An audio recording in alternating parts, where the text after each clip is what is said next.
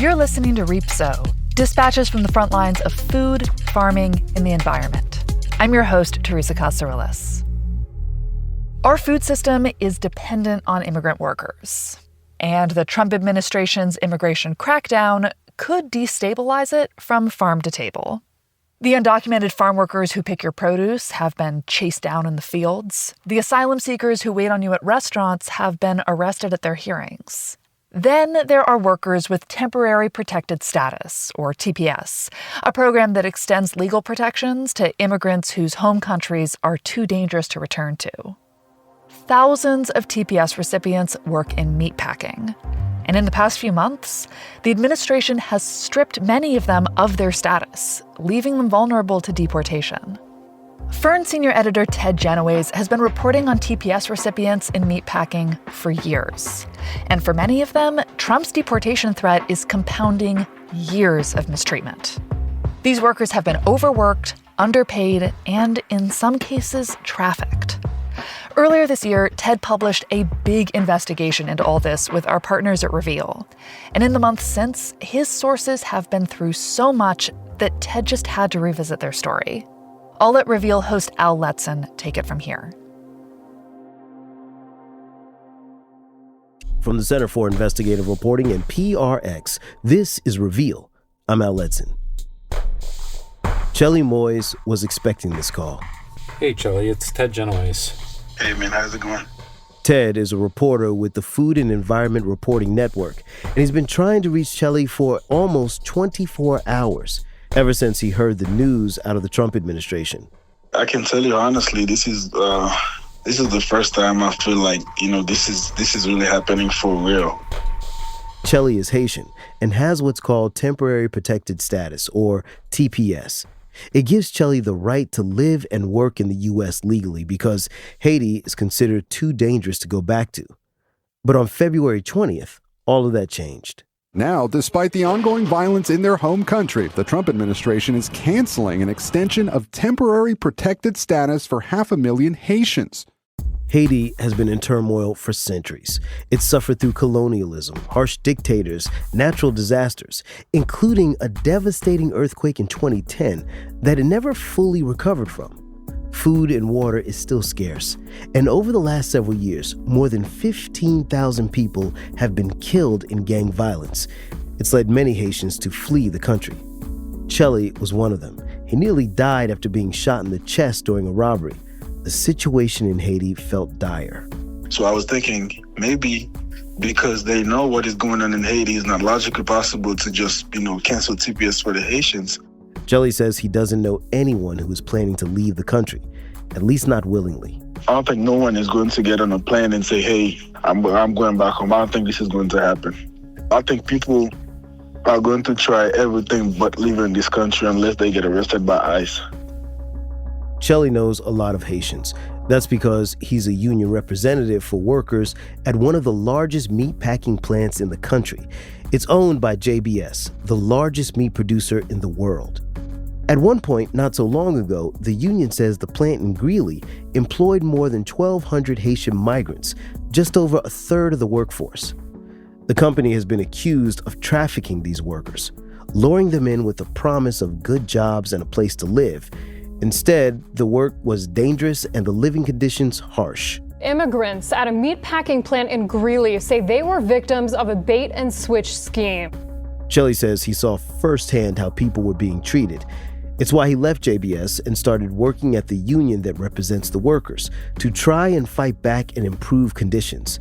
And they had made some gains, bringing national attention to the situation and forcing the company to respond. But now, after going through all of that, the workers are among the more than 300,000 Haitians who could be forced out of the U.S. We're talking about Haitians that have had TPS since 2010. We first told you about these Haitian workers back in February when President Trump had just taken office for his second term. And so much has changed since then that we decided to revisit that episode and update you about what's happened since. To start, Ted Genoways of the Food and Environment Reporting Network reminds us how these people ended up working at a meatpacking plant in the first place. It all started with a TikTok video. I said good news for good news because I got an assurance when you're coming, you're going to have a job. The man in the video is Mackinson Remy. Mackinson is originally from Haiti. He's in his 30s with braided hair and a thin beard. He's been living in the U.S. for almost a decade now and moved to Colorado in 2023. At that time, he began making TikTok videos about job openings in the area for his few followers, mostly other Haitians. None of them got that much attention until this one. The video opens with Mackinson driving through the parking lot of a huge meatpacking plant, speaking in his native Creole. There are industrial truck beds, people wearing hard hats and reflective vests, and a giant red and white logo on the side of the building reads, JBS. That job, they pay good. They pay like $22 and $23 an hour. Meatpacking work is hard, and Mackinson makes it clear in the video. He tells his followers this isn't a job for lazy people or people who don't like the cold. He adds, speaking English is not a job requirement. And if his followers come, Mackinson says he even knows a place for them to stay. So, if you're interested, I say, you can text me, tell me when you want to come, because I'm already know if you can have a job. Mackinson posted the video that night, and when he woke up the next morning, the video has been viral. It had gone viral. Less than a year after posting that video, Chelly's union, the United Food and Commercial Workers Local 7, would issue a formal complaint to the government, accusing Mackinson and JBS of human trafficking. I've found that to keep its profits high, JBS has a track record of recruiting new immigrants who are desperate for work in the United States. And over the last 20 years, the company has been the subject of more than 100 lawsuits, EEOC complaints, and government investigations over its working conditions. Mackinson says he didn't know very much about JBS when he made the TikTok video. Everything he shared with his followers, he says he learned from Edmond Iba. My name is Edmond Iba. I'm from Benin, West Africa. I work at DBS plant in Greeley, in Colorado. This is a promo video of Edmond posted to the JBS Facebook page. There is nothing I can say make my work hard because I'm happy to do what I'm doing. Lots of soft focus and slow motion. It cuts from scene to scene. Edmond driving a van, Edmond walking through the plant, Edmond making coffee. Then it ends with Edmond sitting in an office. I applied to HR course. I speak 7 languages and I can help people come to work for DBS. The video fades to white. Text appears saying, quote, Edmond has helped more than 30 people find a new life path with JBS USA.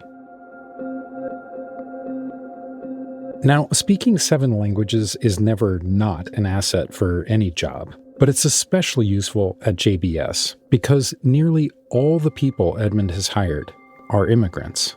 There are over 3,000 employees working at the plant in Greeley, and the union representing those employees says between 80 and 90% are immigrants. JBS is hardly unique. Nationally, the meatpacking industry is overwhelmingly dependent on immigrant labor. But Mackinson didn't know this. He says he was even a little surprised when he first met Edmond. So when I met him, it's like, I think he's a white guy. It's like, oh, you look like my people. He said, yeah. So I'm from Benin. I said, oh, nice. I'm from Haiti. Mackinson met Edmond the same day he made the video. And Edmond told him they had 60 jobs on the line available. Jobs slaughtering, butchering, and packaging the meat. He's also the one who told Mackinson about the pay, the benefits, and the fact that workers didn't need to speak English. Mackinson's other videos on TikTok got maybe a few dozen views at most. The one he posted about the JBS job had 35,000 views the next day. And the messages started pouring in. This was way more people than expected, and there are only 60 positions available. So he texts Edmund. I sent the screenshot for him, show him how many people watched the video. But he says Edmund didn't seem at all fazed. He just gave Mackinson a new number of available positions.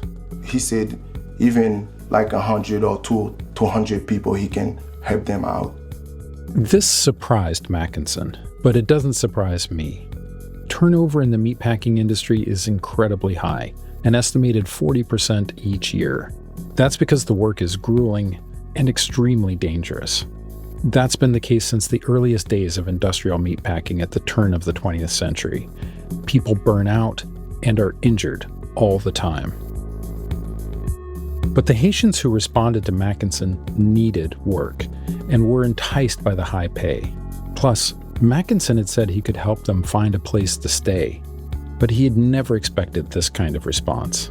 I just scared because when I see a lot of people text me and I didn't know where they're gonna live, so.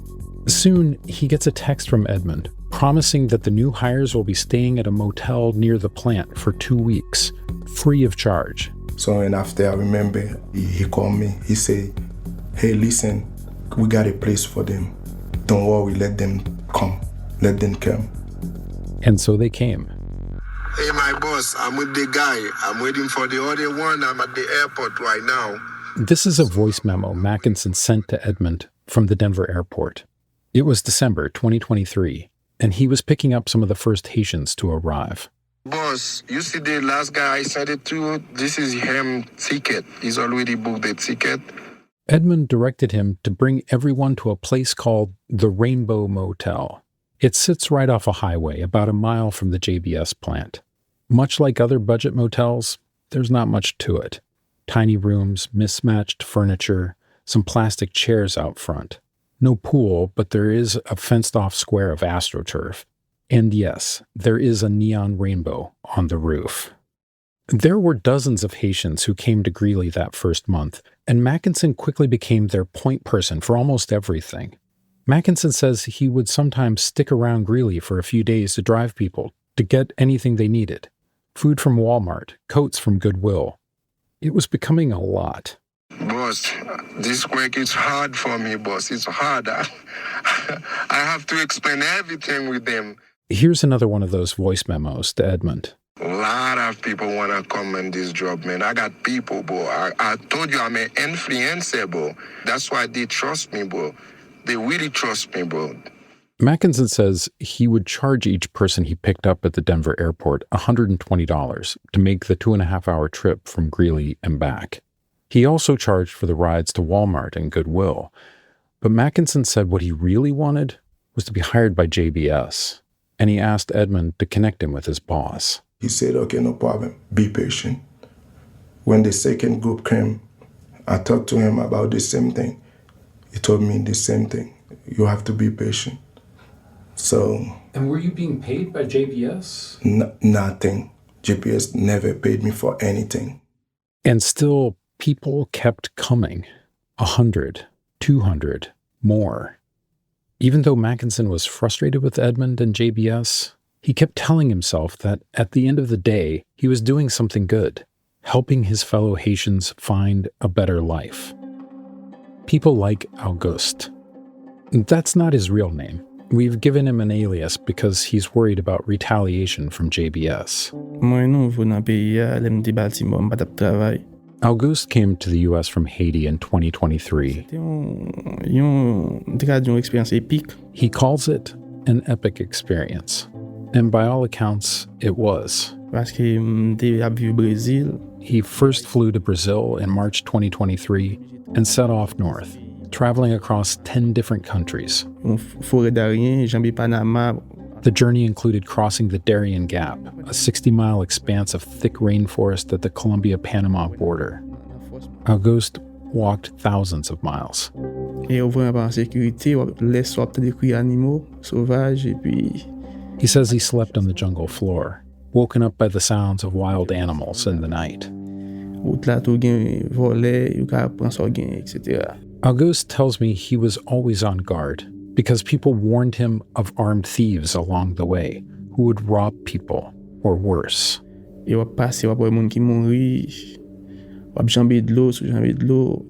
And then, of course, there were the dead. Auguste says he saw bodies along the way of people who would never finish the journey.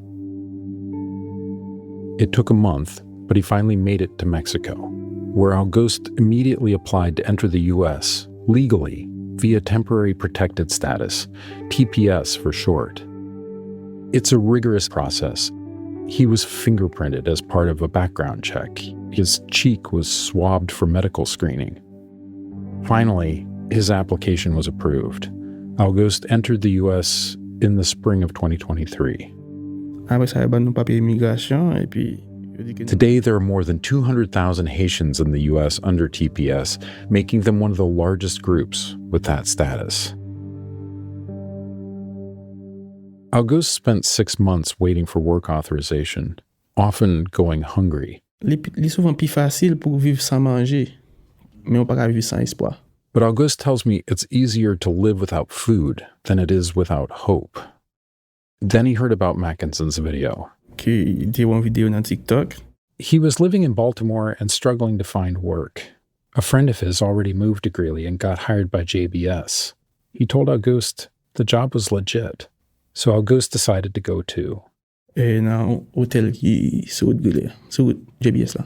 When he arrived in Colorado, he was taken straight to the Rainbow Motel. The room was pretty small, just big enough to walk around a full-size bed. 1 bathroom, no closet, a mini fridge. And to his surprise, Auguste learned he would be sharing this room. 5 à 7 monde, ça dépend 8 monde dans une chambre. He tells me there were 5, 6, 7, sometimes 8 people in one room. Auguste was sleeping on the floor. Mais sauf que ça qui était difficile. He tells me it was hard to live this way. And when was that? Dans quelle période ça était? Décembre 2023. December 2023. That's Chelly, translating for Auguste. We're sitting together in an office at the Union. Chelly never lived at the Rainbow Motel, but he saw what was happening there. Well, me, I wasn't I would say not a victim of the process, but I was a direct witness to the process. It's part of the reason he left his job at JBS and went to work for the Union instead. This is extremely bad. When you go to the Rainbow Motel and you have 8 people inside of one little motel room with 1 bed, 1 bathroom, women and men at the same time, so no privacy. And when people have to use the bathroom, it was a very bad situation. There was also nowhere to make food. The motel was off a busy highway with no grocery stores, no restaurants, nothing around for miles. We've had people saying, I was starving for 2 to 3 days because I don't know where to go get food. The people brought to live in the Rainbow Motel were in a strange place. With little to no money, many didn't speak English, plus it was December and freezing outside. Chelly says people felt stranded. The motel has 17 rooms, and at the peak, Mackinson counted over 100 Haitians staying there at once. It got so packed at one point that Chelly says Edmund was forced to rent a house nearby, but conditions there weren't any better. And there were around 40 people living inside of the house. I'm saying people sleeping on the floor, on a blanket, people everywhere. And at some point, they didn't have electricity in the house, and it was winter. Auguste was one of the people living there. After a week and a half in the motel, he spent 5 months in this unfurnished house. People living there were charged $60 to $70 a week. C'était mieux parce que là, nous avons une cuisine même qui était grand pile monde, mais au moins t'es capable de manger. But he says at least in the house, they had a kitchen. There may be a line of people waiting to use it, but at least it was there. Meanwhile, Auguste and his housemates were still expected to go to work. These jobs are essentially like working on a disassembly line, like a standard factory run in reverse. The whole cow walks off the back of a cattle trailer and is slaughtered, then broken down into steaks and roasts and ribs and hamburger meat. This work is done with things like power knives and bone saws, tools meant to cut flesh and bone. It's no surprise that this can lead to injuries. I've talked to dozens of people over my career who have lost fingers or had hands crushed by grinders. I remember one man who was a gut snatcher, which is exactly what it sounds like. The gut snatcher pulls all the guts out of the animal while the spine splitter cuts through the vertebrae with a bone saw. But this time they got out of sync. The spine splitter went too soon and the gut snatcher lost 4 of his fingers.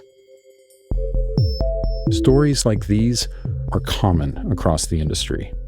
According to data from the Occupational Safety and Health Administration, OSHA, jobs at meatpacking and poultry companies are consistently among the most dangerous. Workers at JBS and their union say the speed of the line makes serious injuries like amputation more commonplace. But the profits that companies like JBS make depend on how much meat they remove and how fast.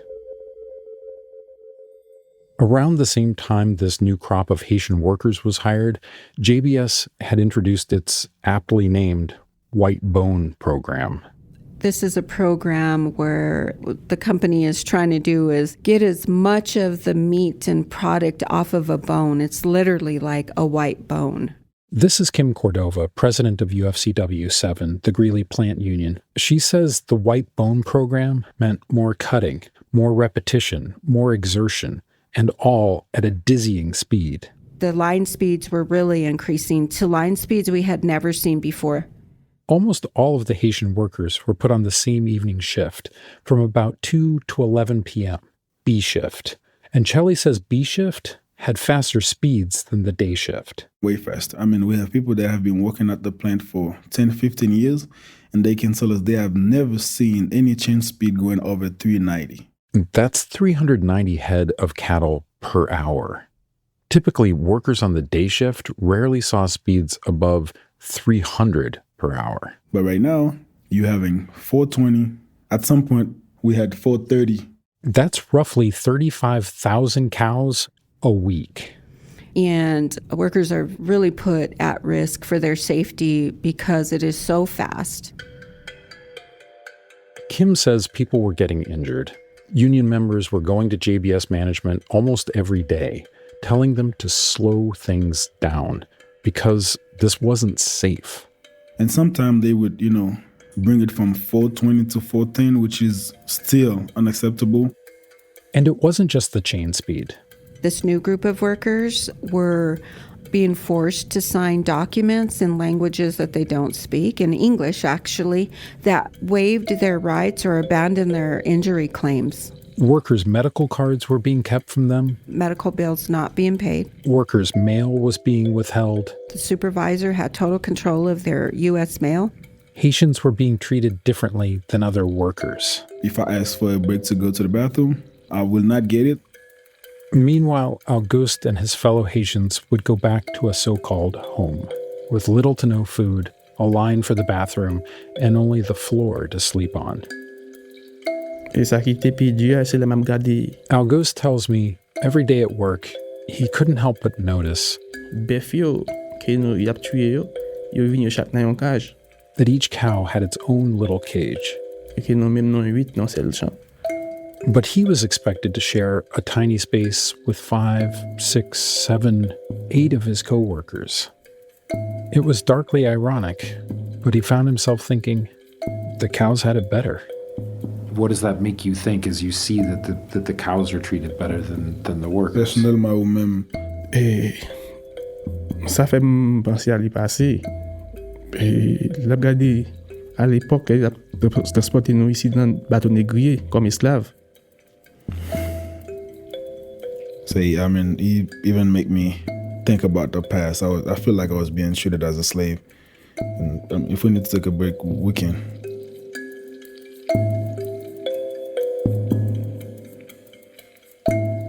Coming up, JBS is forced to respond. I mean, they told the union that they had never heard the name Mackinson, that they didn't believe that there was such a person. So they lie. They lie. That's up next on Reveal.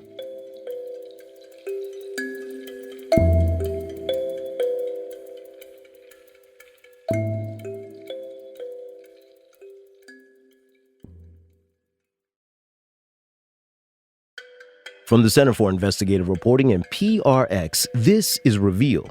I'm Al Letson. In September 2024, JBS made national news. The Wall Street Journal published a story about a new wave of Haitian workers at JBS and the terrible living conditions they found in Greeley, Colorado. The headline read, "Life for Haitian Immigrants, Jobs Nobody Wants and Sleeping on the Floor." Mackinson Remy was featured heavily throughout, alongside allegations of exploitation from the very Haitians he thought he was helping. Those Haitians, most of them, they hate me. They think I make money from them. Some workers allege that Mackinson was working for JBS and getting paid for how many people he brought to Greeley. Some of them, they said JBS give me $3,000 for each of them. Each of them. Mackinson denies all of this. I charge people to take them at the airport. And I charge people if they need services. I didn't charge anyone for job. No, I'm not a criminal. Mackinson says he was following directions from Edmund Eba, the HR supervisor with JBS. Edmund was the one who told him to bring people to the Rainbow Motel. Mackinson doesn't deny knowing how many people were packed in each room, but he says he never heard anyone complain, at least not to him. But dozens of complaints were made to the UFCW7, the union representing the JBS plant in Greeley. And now, Mackinson's name was in the news, alongside all those allegations. I just like doing that for my people. I didn't get money from anyone, you know. When they see me, they talk very bad about me. It's very stressful for me.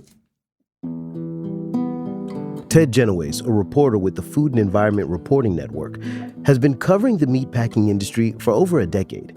In that time, he's watched JBS get sued again and again for allegations of workplace discrimination, wage suppression, and unfair hiring practices. All the while, JBS continues to grow dramatically. The company made $77 billion in 2024. Here's Ted again. The union had raised concerns to JBS about the squalid living conditions long before the Wall Street Journal article came out.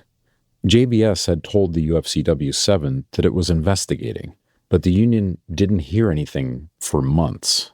But now, with these allegations made public, JBS was forced to respond.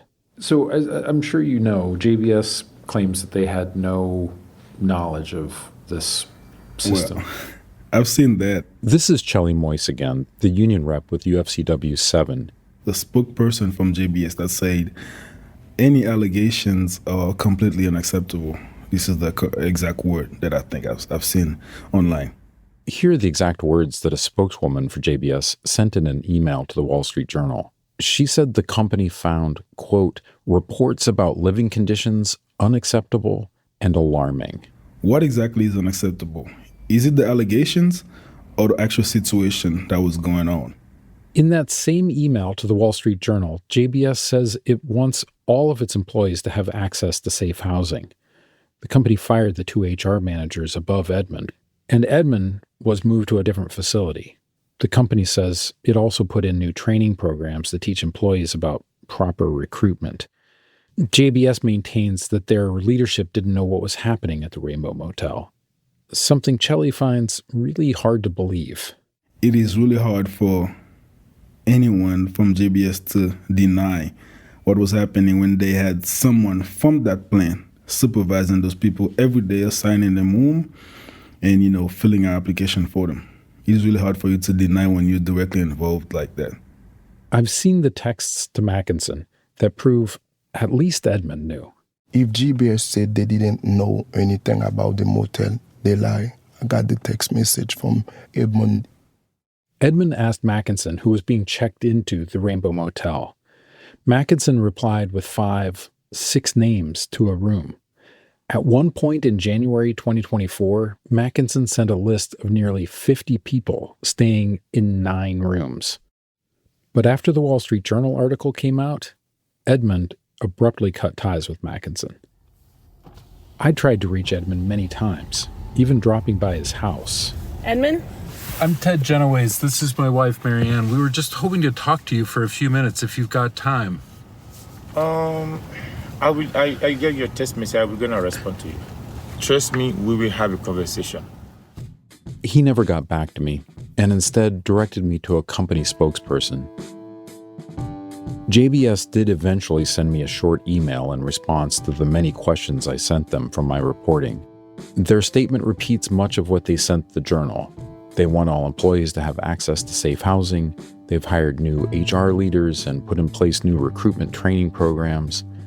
The company says they've taken the situation very seriously, but ultimately deny any involvement.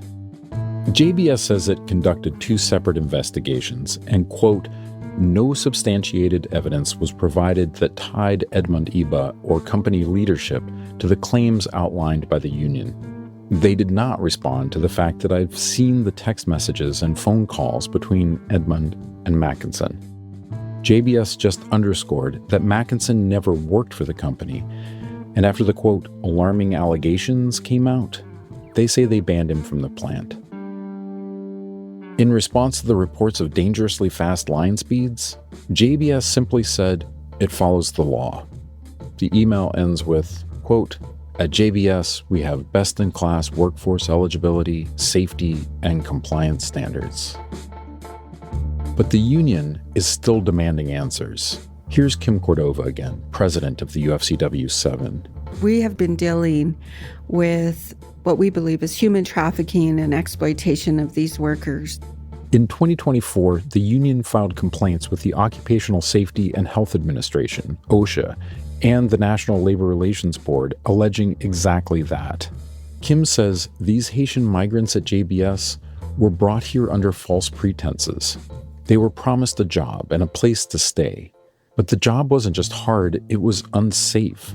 And this wasn't proper housing. They were sleeping on the floor of a tiny motel room with a bunch of strangers, sharing one bathroom and little to no food. The complaint calls this abuse of workers. And it says that JBS's investigations into this treatment were, quote, a whitewash. And Kim believes she knows how we got here. I mean, the one thing COVID did was shed the light on what I call the dark secret of the packing industry. You know, it exposed everything. Back during the pandemic, U.S. meat workers were considered essential. After meatpacking plants across the country were forced to close, then President Trump ordered them to reopen. And so, even though the JBS plant in Greeley didn't have COVID safety protocols in place, it brought workers back to the line. OSHA fined JBS for, quote, failing to protect employees from exposure to the coronavirus. If you watched Last Week Tonight, you probably heard John Oliver talk about it back then. After 6 workers from a JBS plant in Colorado died from COVID, the company's total fine was just $15,000. But $15,000 was just 0.00003% of the company's revenue at the time. And if you fine a company a fraction of a percent of their profits, don't be surprised when they carry on only giving a fraction of a about the welfare of their workers. Kim says this started a huge fight between the company and its workers. We started to see workers mobilize, stand up, fight back. There were walk-offs, not just here, but around the country. Workers were not going to die for their job. This not only led to more personal protective equipment, it also led to a new contract. The union had pressed the CEO for higher wages and better benefits, and won. And workers got stronger, in my opinion, and I think that that's what has sparked some of the change. Kim says shortly after they renegotiated that contract with the CEO, he retired and was replaced. Then came a wave of firings among union workers. Then came the White Bone program and hundreds of brand new Haitian workers. The UFCW 7 complaint to the Department of Labor says, quote, the plant increased chain speeds to dangerously unsafe levels when these workers occupied the line. You know, in our opinion, they needed a new group of workers to come in so that they had more control over them, especially to work at this high speed. Chelly says he thinks the company just saw an opportunity and took it. Big companies like that, one of the first goal is to make money. And unfortunately, most of the time, it doesn't matter how this money is made. It doesn't matter what cost. Auguste still works at JBS. After about 6 months, he was able to save enough money to move into his own place, with his own bed and bathroom. But it all comes with a cost. As far as we know, the White Bone program is still going on. And Auguste told me he can no longer fully close his left hand, an injury he believes is a result of his work being too fast and too repetitive. Despite everything, though, Auguste says he's still glad to be here.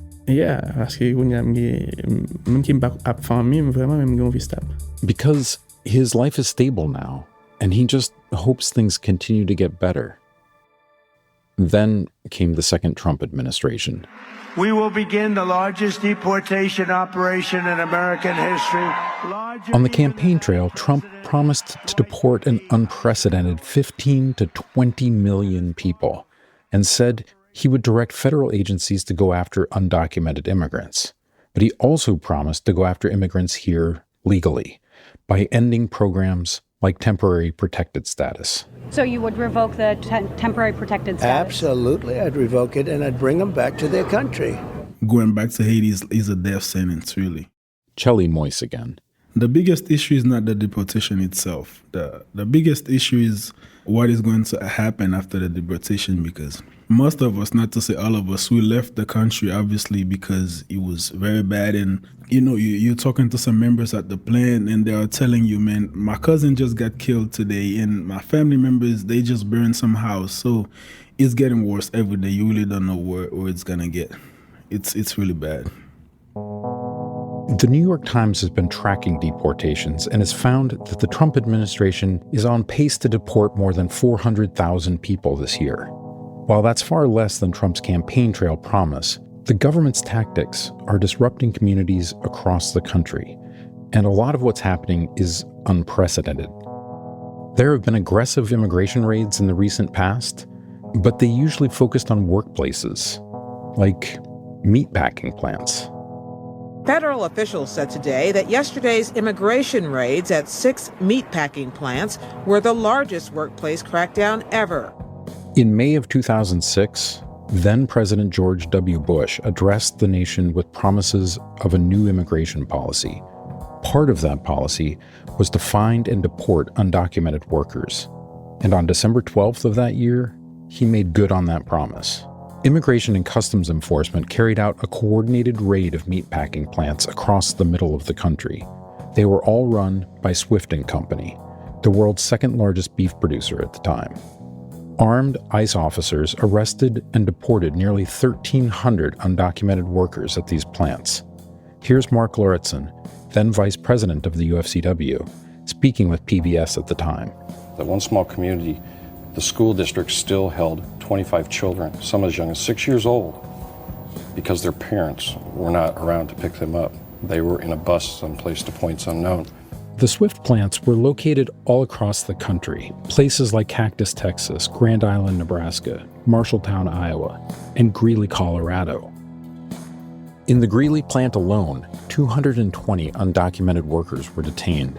After the raid, production came to a screeching halt, and though they were able to get things moving again, it was never back at the level it was before the raids. Within a year, Swift was forced to shut down and sell the plant. The buyer? JBS. And now you have to wonder, will JBS and the thousands of immigrants it employs meet a similar fate? This workforce is an immigrant workforce. Union President Kim Cordova again. She says at one point there were 57 languages spoken at the Greeley plant alone. JBS is the largest food producer in the world. The industry would collapse without these type of workers. The Trump campaign promised it would lower grocery prices, but deporting the workforce that meatpackers depend on would halt processing at every stage of the supply chain, from feedlots to the packing house floor. This would drive up prices for Big Macs and Outback steaks, but also for chicken breasts and pork chops at grocery stores. Chelly says That's why deporting all these people doesn't make any sense. I feel like us, the immigrants, we are a good part of the economy. Like I say, most of the jobs that we are doing, people who were born in this country are not in line to do those jobs. I mean, they're not actively looking to do those jobs. This is why Chelly says he's confused. If mass deportations hurt not only JBS, but the economy as a whole, why do it? He says he's left with only one answer. I think it's just hatred against people with different skin color, because that's the only logical thing that I can actually see. Deporting everyone, I don't see how it can benefit, honestly. I don't see.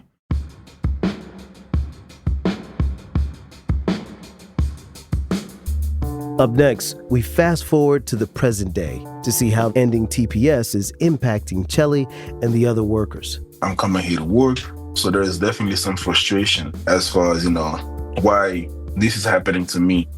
That's coming up on Reveal.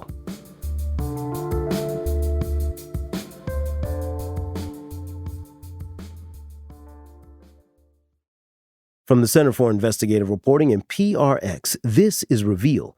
I'm Al Letson.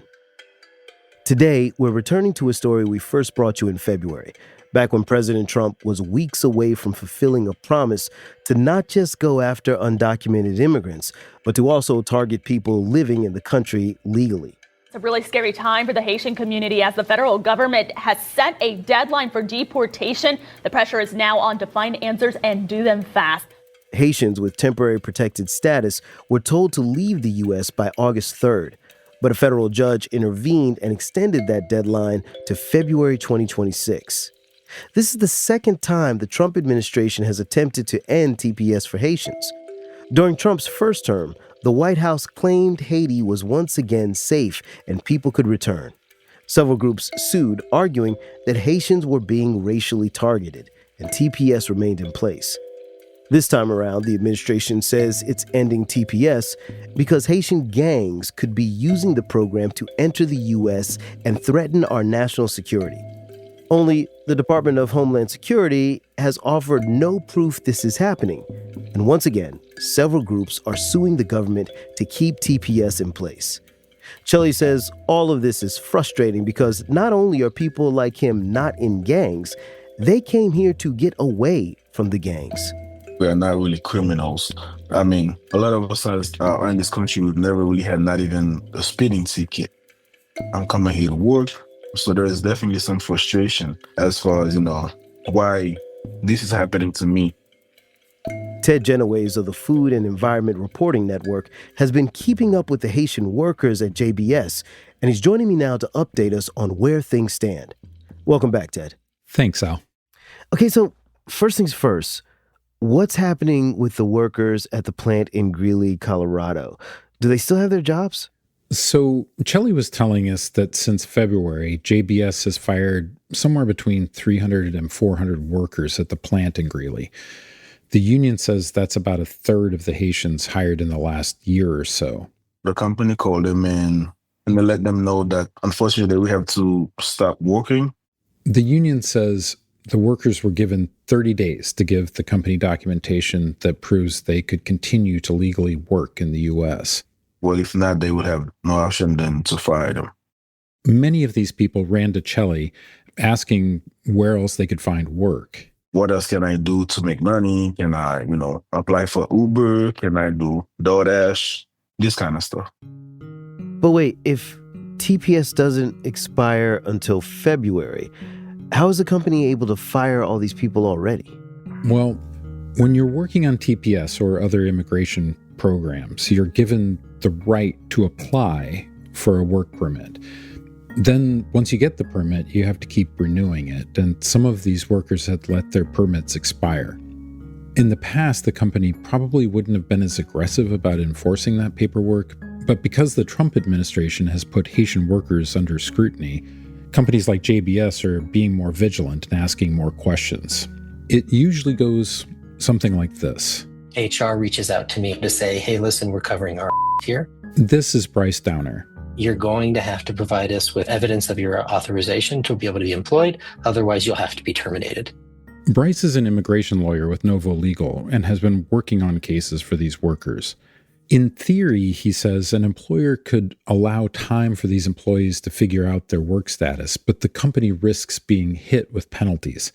And Bryce says companies like JBS simply aren't willing to do that. It is a very difficult time right now for immigration attorneys that are counseling these employers, because generally speaking, they're incredibly conservative, right? Zero liability, zero risk. But I mean, losing 400 workers in just a few months still seems like a big problem, right? I mean, isn't that impacting production? Yeah, I actually asked JBS about the number of Haitian workers that were fired, and they said they don't track workers based on national origin. But in a written statement, a spokesperson said that the company is focused on hiring people legally authorized to work in the United States and would continue to follow the guidance provided by the government. As for the workers that were fired, JBS said that if people can prove their status has changed, they would be eligible to be rehired.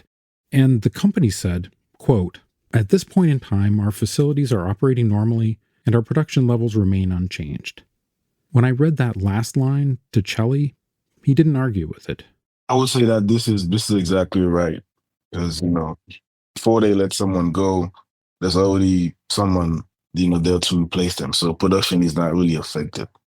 According to the union, JBS has mostly been replacing Haitian workers with Somali workers, another immigrant population whose TPS is still active, at least for now. Bryce says the industry has always turned to immigrant populations because, for the most part, Americans are just not willing to take these jobs. And so who's the next most vulnerable community in line? Basically, JBS has been jumping from one immigrant group to another for years.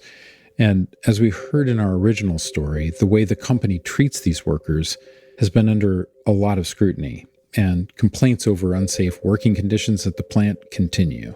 Well, yeah, let's talk about that. What happened with the complaint Chelly's union filed, the one accusing JBS and Mackinson of human trafficking? Right. So the National Labor Relations Board is the government body that was supposed to be investigating this complaint. But in January, right after taking office, Trump fired 2 members of the board, leaving them without a working quorum, effectively killing any investigations. He finally announced new appointees just recently, but they haven't been confirmed yet. So even if the nominees are appointed, it's possible that the Haitians in Greeley could be scheduled for deportation before any investigation can even be completed.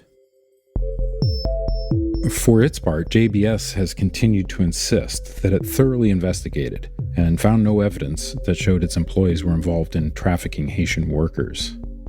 So, Ted, oftentimes these companies justify using immigrant labor like this as, a way to keep grocery prices low. It's something that President Trump even promised to do when he was on the campaign trail. So I can't help but to wonder what this all means for the price of meat. Right. So the price of beef has increased 14% since August of last year. It's such a steep increase that consumers are actually starting to cut back on buying beef, which historically just never happens. At the same time, JBS, along with 3 other companies, are being sued for allegedly manipulating the market. The claim is that big beef packers like JBS have a monopoly on beef and are artificially inflating prices. I think this underscores just how big and powerful JBS really is. And I guess when you're this big, it's pretty easy to fire a few hundred Haitians just like that. Yeah, just like that. But Al, that hasn't been the story for everyone. Auguste and Chelly are both still working in Greeley, and it looks like they will be able to continue for the foreseeable future. How so? U.S. immigration law is confusing, always. And it's especially confusing right now. But when your livelihood depends on it, you get pretty savvy pretty fast. Auguste and Chelly got new work permits, but those will expire in February, when TPS is supposed to end for Haitians. So they also did something else. They applied for asylum, which means that even if TPS gets rescinded, they may still be able to stay in the U.S. as they wait for their asylum cases to be decided. It's a bit of a gamble because the Trump administration has been trying to limit the rights of asylum seekers. But in theory, it's another shot at a green card and even citizenship. Now, there are so many Haitians who don't have that kind of second chance. Chelly has spoken to many of them, and he says some tell him they will try to go to Canada, but most of them plan to just lay low and wait for another job, another court ruling, or even another president. I can only wait, and I can only hope things get better, you know? We hope something better comes. It's such a tough situation. Ted, thanks so much for updating us about what's happened since you first reported that story. It's good to talk to you, Al. That was Ted Genoways, a reporter with the Food and Environment Reporting Network.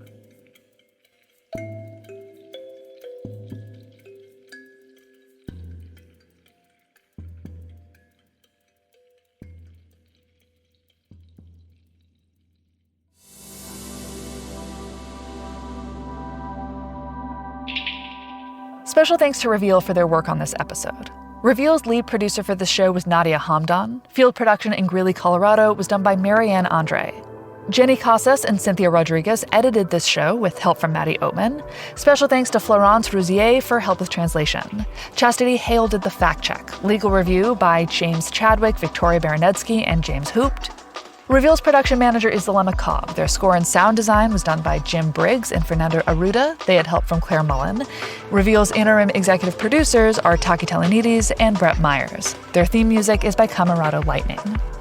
Reap So is a production of the Food and Environment Reporting Network. Our executive producers are Theodore Ross, Tom Laskaway, and Brent Cunningham. Our sound engineer is Lauren Newson. Our audio and video producer is Katie Gardner. I'm your host, Teresa Katsourelis. FERN News is our home on YouTube. Find out more about FERN and donate to support our independent nonprofit reporting at www.thefern.org.